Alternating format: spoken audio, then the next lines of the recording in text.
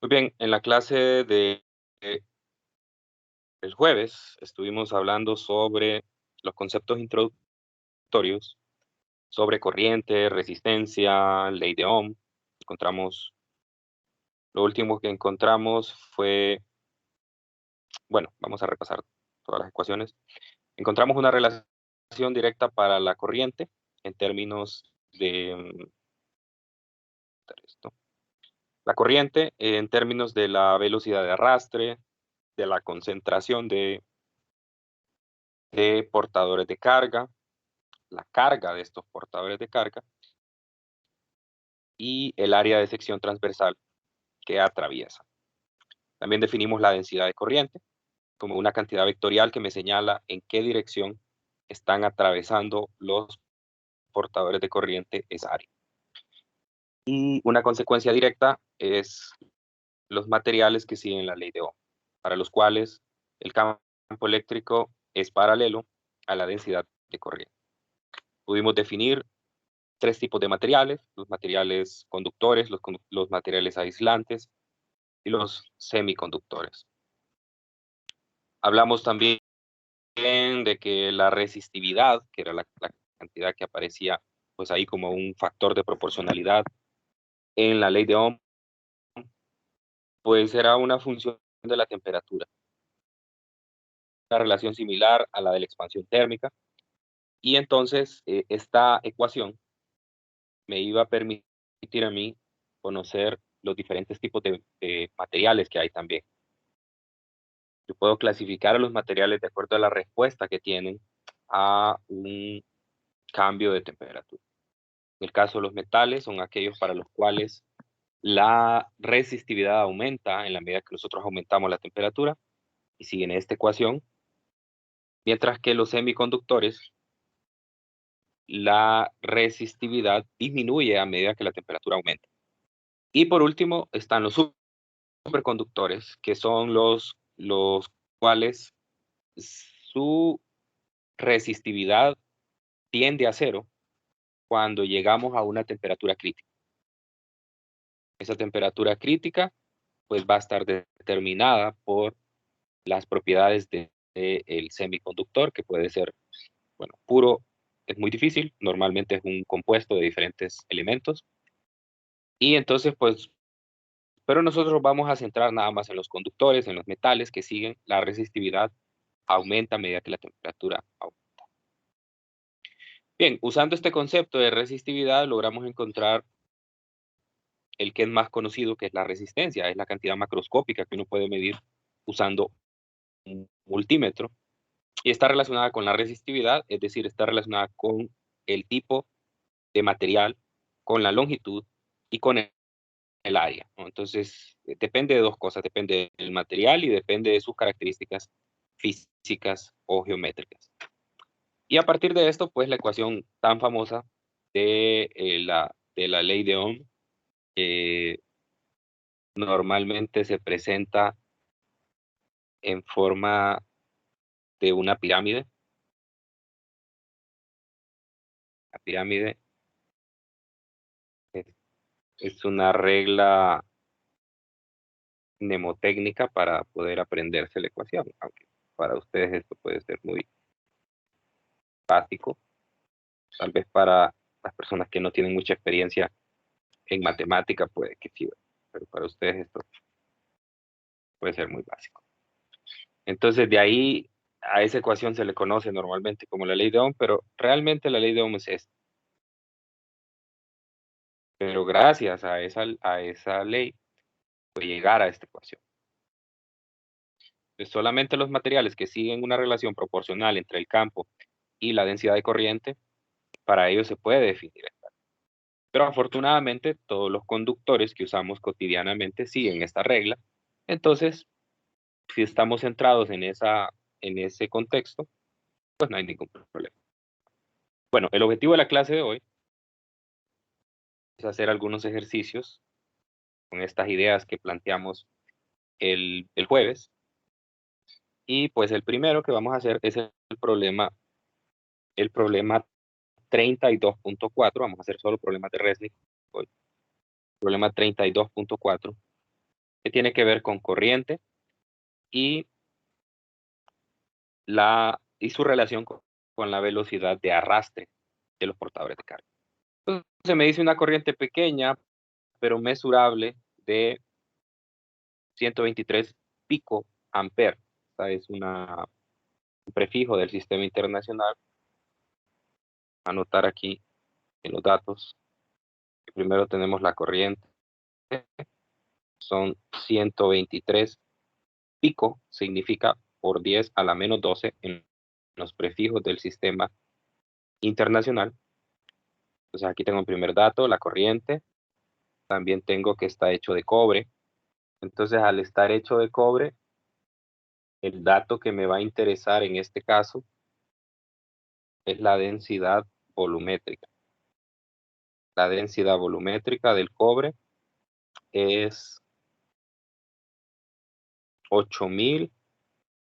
Bueno, depende del libro, ¿no? Depende del libro. Este dato yo lo tomé del libro de Sears. Probablemente, si uno va a las respuestas del libro de Resnick, probablemente va a diferir un poco. Pero bueno, no importa. Lo importante es saber que la fuente es una fuente confiable. Y está bien. Yo no les voy a bajar puntos en el examen por unas pequeñas diferencias de densidad. Entonces son 8900 kilogramos por metro cúbico. ¿Qué otro dato necesito? Necesito la masa molar del cobre. La masa molar del cobre es de 63.546, tomado de la tabla periódica que está en el libro de texto.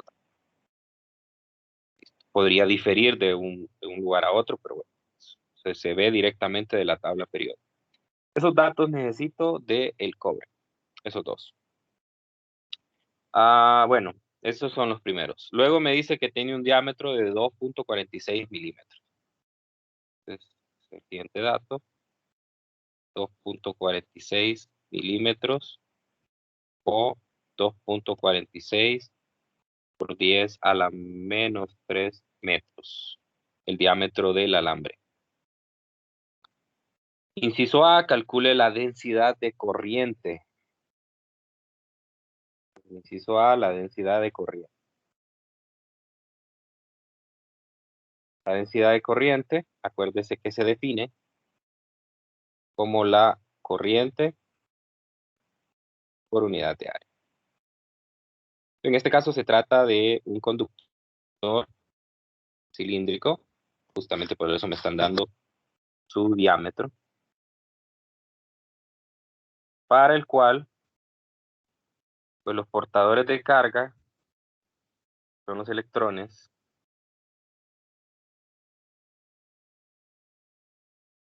tienen una velocidad de arrastre V sub D. Hay un área aquí, que es el área de sección transversal, que es pi por radio al cuadrado, lo que es lo mismo, pi por diámetro cuadrado sobre 4. Recordando que el radio es la mitad del diámetro. Y que la densidad de corriente va en esta dirección. Por lo tanto, al sustituir, entonces me queda que J es igual a la corriente y diámetro cuadrado sobre 4. Haciendo la operación oreja, me quedaría 4 veces la corriente y diámetro cuadrado. Vamos a sustituir los datos, ya tenemos la corriente. Me dicen que es de 123 pico amper. 123 por 10 a la menos 12 amperios. Entre pi por el diámetro. Y el diámetro es de 2.46 por 10 a la menos 3 metros al cuadrado. A ver si me ayudan con ese cálculo.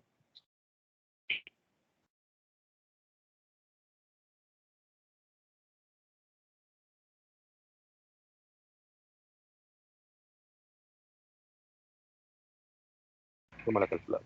Me dio 6.37 por 10 a la menos 8. Vamos a ver. 4 por 123. 10 a la menos 12. Pi por 2.46. Ok. 2.59 por 10 a la menos 5 es, ¿no? ¿Ya redondeado? Sí. No sé cómo muevo el, el decimal aquí. ¿Alguien sabe? No. Shift, E, Shift, ENG, Enter. ENG, No.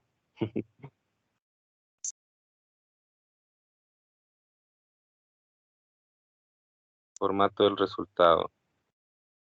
Vamos a no sería ver. con Shift, ENG, que sale ahí. Están las teclas de abajo, a la izquierda. Y esta, ya le di, pero me sale un imaginario. Bueno, no importa. Hagámoslo de la forma tradicional. Ok. Entonces volvamos aquí, nos dio 2.59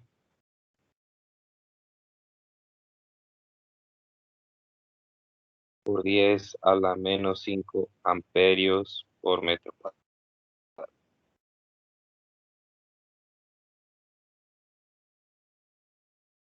Muy bien. Entonces, sencillo, solo se trata de sustituir el inciso A. Ahora veamos el inciso B. El inciso B me pide que determine la velocidad de arrastre y me dice, véase el problema de muestra número 2. Es un problema del RESNIC donde nos enseñan cómo determinar la concentración de los portadores de carga. Pero nosotros esa relación ya la habíamos presentado en la última clase. Dijimos que la densidad, bueno, primero voy a escribir la ecuación de J para saber por qué necesito la concentración. J es igual a la concentración por la carga por la velocidad de arrastre. Por lo tanto, la velocidad de arrastre va a ser igual a J entre la concentración por la carga. Entonces, N, que es la concentración, habíamos presentado en la clase anterior que era igual a la densidad volumétrica del material por el número de Avogadro entre la masa molar. Entonces sustituimos, ya habíamos puesto esos datos antes, 8.900 kilogramos por metro cúbico, la densidad volumétrica, el número de Avogadro, 6.022 por 10 a la 23 átomos por mol, dividido entre la masa molar. La masa molar es 63.546 gramos por mol. Pero necesito que esto esté en kilogramos para poder hacer la cancelación de unidades. Y yo sé que hay 1000 gramos en un kilogramo. Cancelo, kilogramos, gramos, gramos, mol, mol, de manera que me quede átomos por metro cúbico.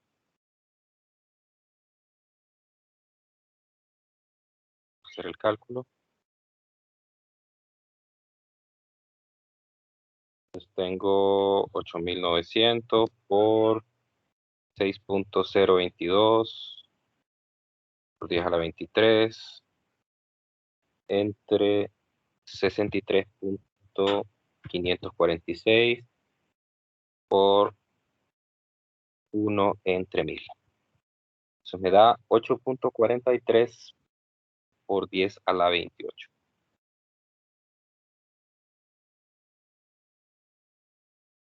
Entonces, esta es la concentración. 8.43 por 10 a la 28 metros a la menos 3 o átomos por metro cúbico. Es tradición escribirlo mejor así, porque átomos no es una unidad, es un conteo. Entonces voy y lo sustituyo en la velocidad de arrastre.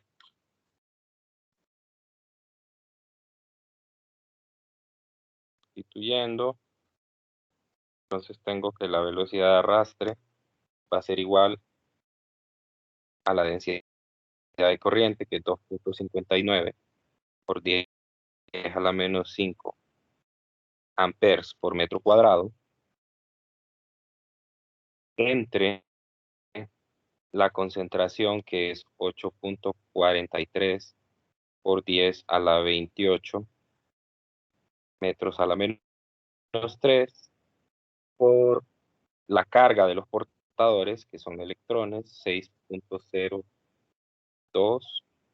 por 10 a la menos 19 coulombs. Hacer este cálculo. Me da 2.59 por 10 a la menos 5 entre 8.43 por 10 a la 28 por la carga 1.602 por 10 a la menos 19. Entonces me da 19.2 redondeado por 10 a la menos 16. 19.2 por 10 a la menos 16 metros por segundo. ¿Okay? Y eso es todo. ¿Dudas?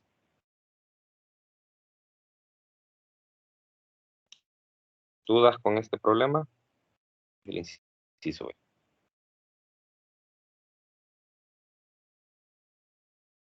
El leak con respecto a los columns, ¿de dónde los obtuvo? El 1.602 por 10 a la menos 19. En este Sí. caso, Es lo que tengo es una corriente en un alambre de cobre. ¿Qué es lo que se mueve en un alambre de cobre? Son electrones, ¿no?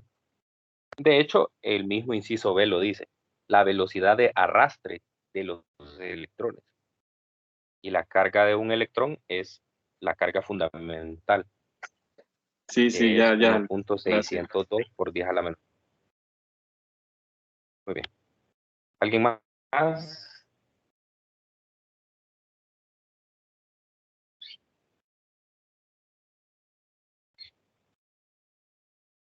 No, Ok, ingeniero. entonces este es un problema. A ver, ¿todo bien? No, todo bien. Ok. Este es un problema clásico, ¿no? De corriente. Es obligatorio siempre hacer uno. Prácticamente sustituir datos, hay que saber cómo calcular la concentración.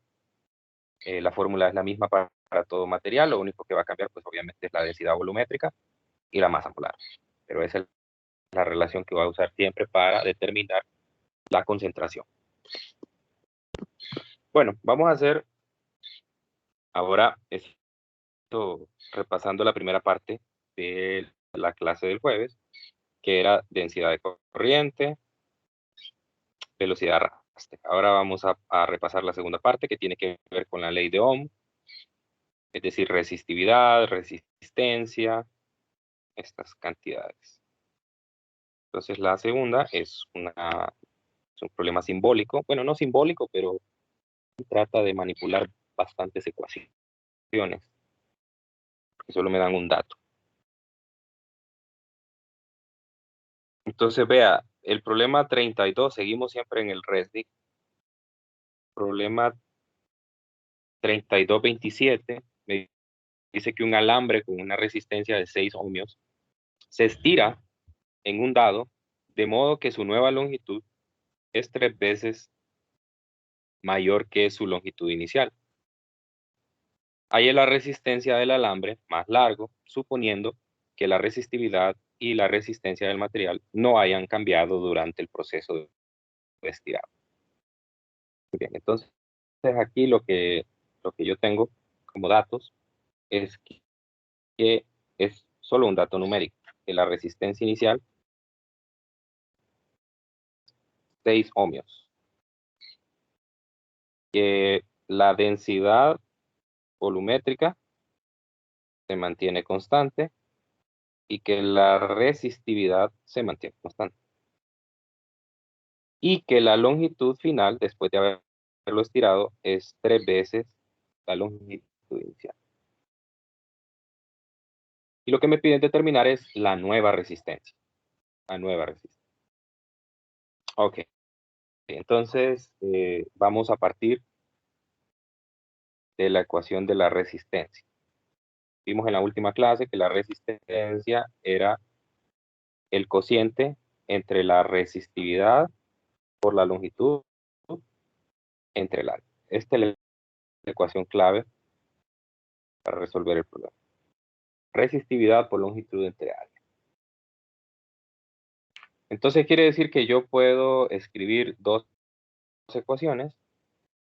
Una ecuación inicial, en la cual voy a tener la resistividad por la longitud inicial entre el área inicial.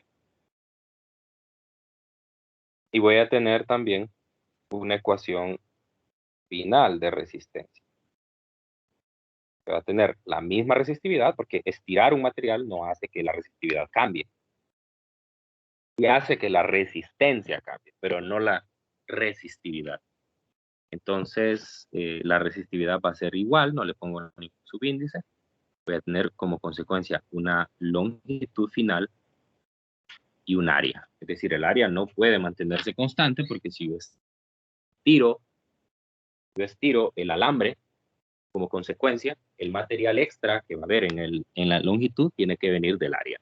Entonces no se puede mantener.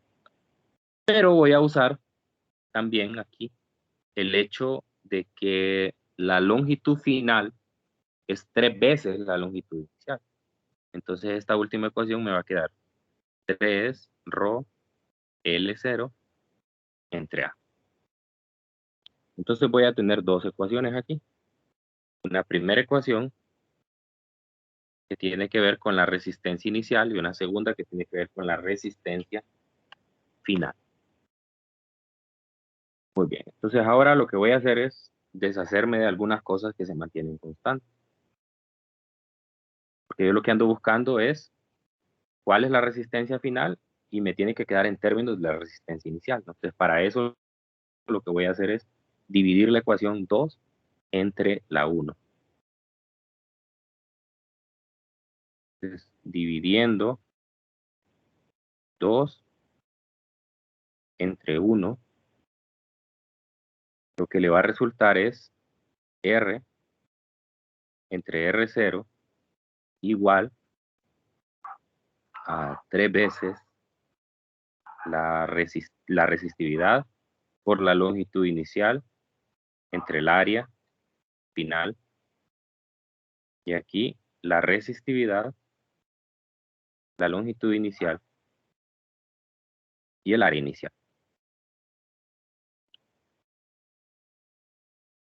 Aquí cancelo ρ y L. Y entonces solo me va a quedar 3 en el numerador, el área inicial entre el área final. Entonces ahí ya tengo una nueva ecuación, esta le voy a llamar la ecuación número 3, en la cual ya tengo lo que quería, que era la relación que existe entre las resistencias. Pero veo que tengo un inconveniente y es la relación que existe entre las áreas. Eso no la conozco. Las áreas no pueden ser iguales. No pueden ser iguales. Entonces, para buscar la relación que existe entre las áreas, voy a usar el hecho de que la resistencia volumétrica es constante. Entonces, yo sé que la resistencia volumétrica es igual a la masa entre el volumen. Así que voy a tener una densidad volumétrica que va a ser la masa entre el volumen inicial. La masa entre el volumen inicial sería el área inicial, longitud inicial. Y voy a tener también una expresión de la densidad volumétrica que va a ser la masa entre el área final por la longitud final. Entonces, pero lo que me dice es que la densidad no cambia. Entonces, estas dos últimas ecuaciones son iguales, ¿no? Entonces, igualando, yo puedo tener que la masa entre el área inicial por la longitud inicial es igual a la masa por el área final. Cancelo las masas y entonces pues lo que me queda aquí es que el área final es igual al área inicial por la longitud inicial entre la longitud final. Pero esa relación yo ya la tengo. Entonces el área es igual al área inicial y la longitud final es 3 veces la longitud inicial. Cancelo, ¿no? Y entonces ya tengo lo que andaba buscando, que es la relación que existe entre las áreas.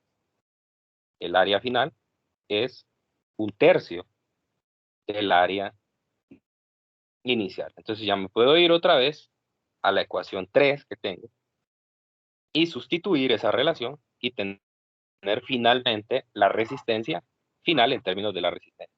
Entonces esta ecuación le llamo la ecuación número 4. Entonces el último paso es sustituyendo 4 en 3. Sustituyo 4 en 3 y lo que me queda es que la resistencia entre la resistencia inicial es 3 veces el área inicial entre el área inicial entre 3, que es el área final. Y esto me da 9. Por lo tanto, si despejo de aquí, me queda que la resistencia final es 9 veces la resistencia inicial. Y bueno, ya sustituyo porque ese valor lo conozco. 9 veces la resistencia inicial, que es de 6 ohmios. O sea, 54 ohmios. Y de eso se trata. Entonces, es un problema en el cual nosotros teníamos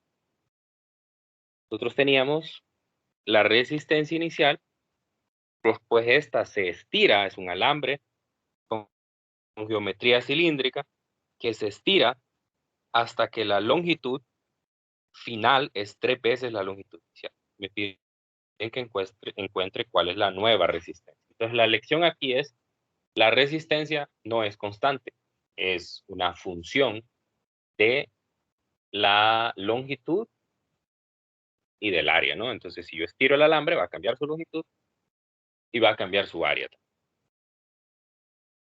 Bien, ¿alguna pregunta con este ejercicio?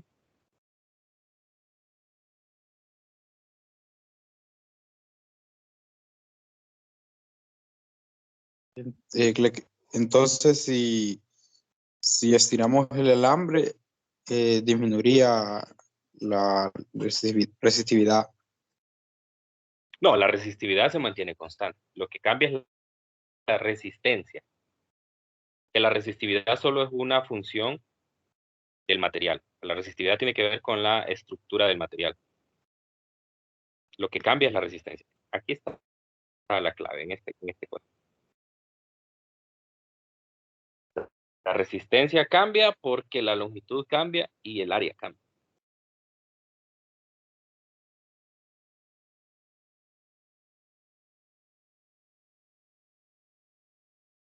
¿Estamos? Sí.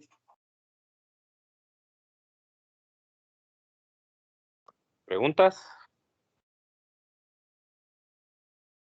¿Todo claro? ¿Todo fácil? Está claro, ingeniero. Está muy bueno el ejercicio. Sí, ¿verdad? Un problema interesante. Sí, No es está bien difícil, pero interesante. tiene su,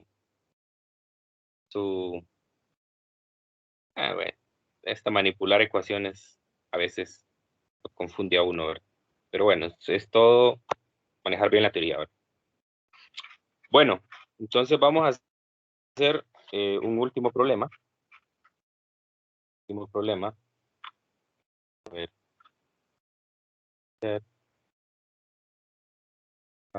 Bueno, ya hablamos de resistencia y resistividad. Podemos hablar de resistencia y la temperatura. Entonces, ese sí no lo tengo. Voy a hacer la captura. Es el número 32.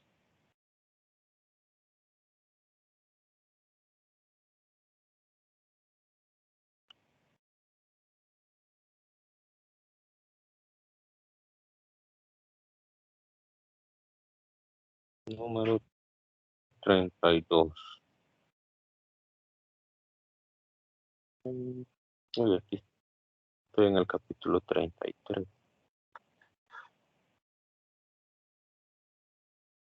poco más atrás.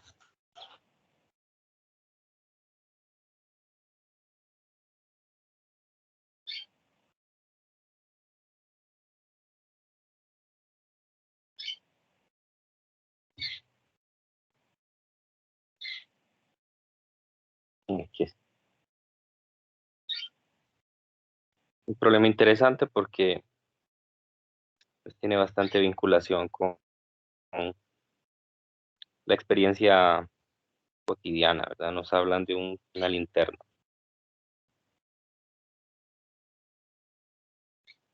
Bueno, vamos a ver.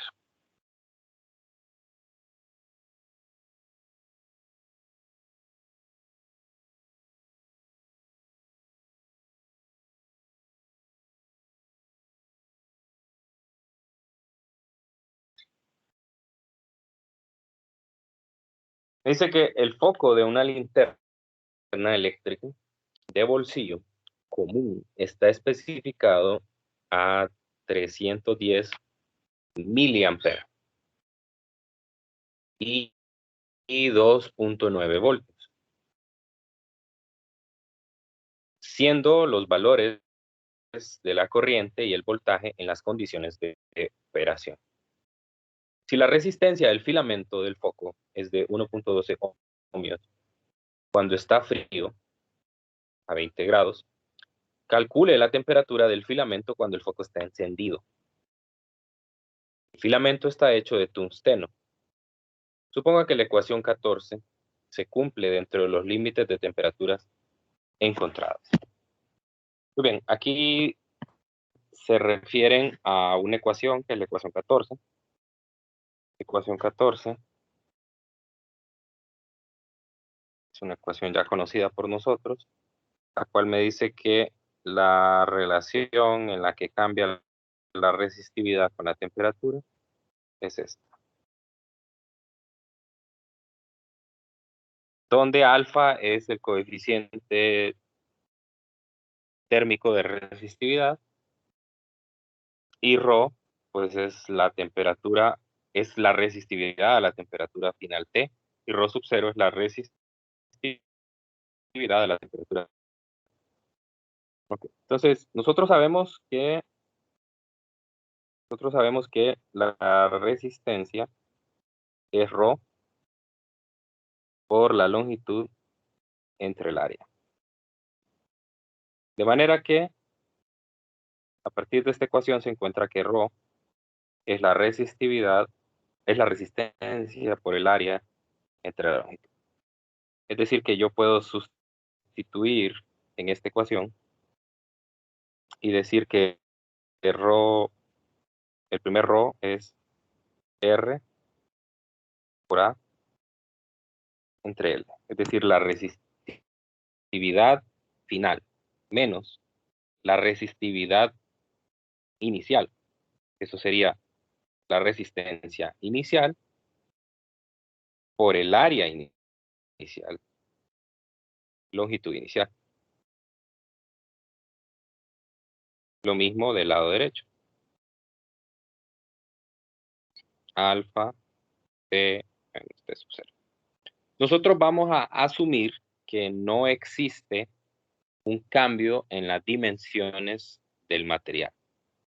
O sea, es decir, voy a asumir que si A es igual a A sub 0 y L es igual a L0. Por lo tanto, entonces las áreas y las longitudes se van a cambiar, se van a cancelar.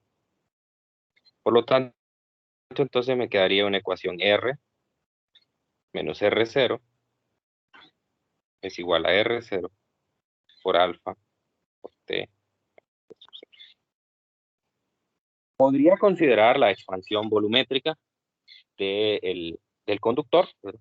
Para eso debería de usar las ecuaciones de expansión térmica, pero no conozco esas dimensiones, el problema no me las da, entonces eso quiere decir que se pueden despreciar esa expansión volumétrica y que solo se va a considerar el cambio de la resistencia con la temperatura. Entonces ya con esa ecuación, lo que ando buscando es, bueno, ¿qué datos me dan? Inicialmente me están dando de datos que la corriente es de 310 miliamperios, que el voltaje es de 2.9 voltios, el voltaje de operación del foco de bolsillo, que la resistencia inicial es de 1.12 ohmios a una temperatura de 20 grados. Por lo tanto, lo primero que debo de hacer es encontrar la resistencia final, porque tengo los dos datos de operación. Entonces la resistencia va a ser igual al voltaje entre la corriente. El voltaje es de 2.90 entre 310 por 10 a la menos 3 amperios. A la calculadora.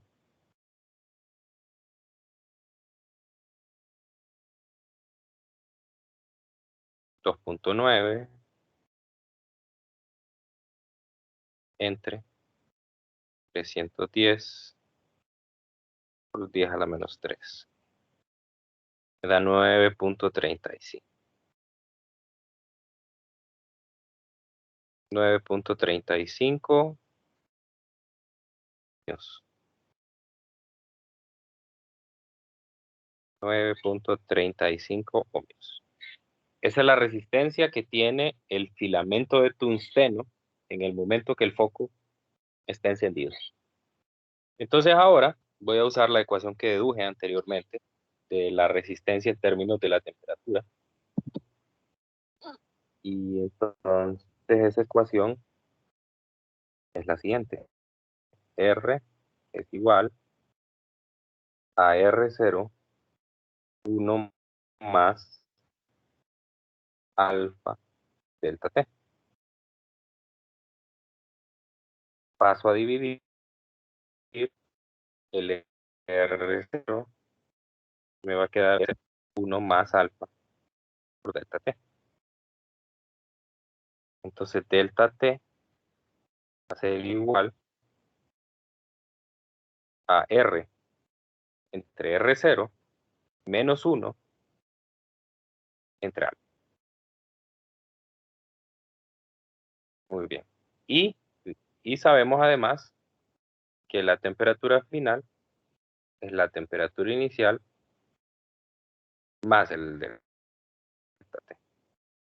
Entonces vamos a sustituir de una vez. La temperatura inicial son 20 grados más el delta T, que sería 9.35 ohmios entre el inicial, que es 1.12 ohmios, menos 1, y la resistencia, o el coeficiente térmico de resistividad es de 4.5 por 10 a la menos 3 grados Celsius a la menos 1. Ese valor lo puede encontrar en cualquiera de los dos libros y coinciden. Es el mismo, así que no hay problema con cuál de los dos trabaja. Vamos a hacer ese cálculo. Entonces tenemos 20 más una fracción, otra fracción, 9.35, 1.12, menos 1, 4.5, a la menos 3. Entonces tengo aproximadamente 1653. Tiene una temperatura tan alta a la que se encuentra. 1653.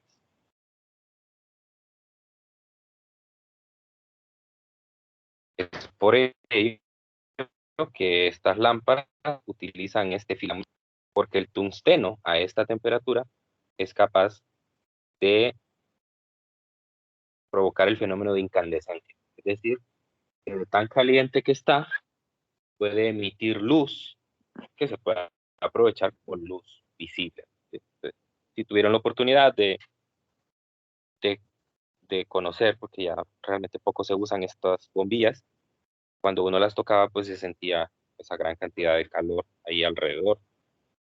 Después de un tiempo muy largo de operación, estaban extremadamente calientes. Y eso, pues, eso condujo a la sustitución de las mismas porque eficientes.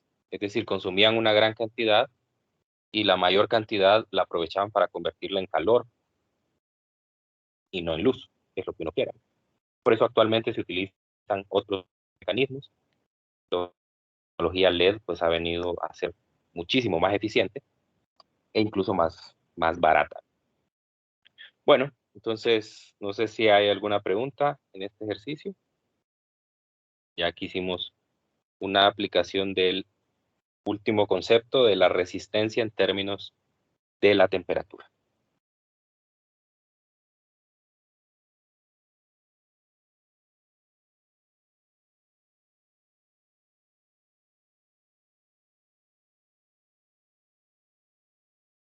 Bueno, asumo que todo está claro.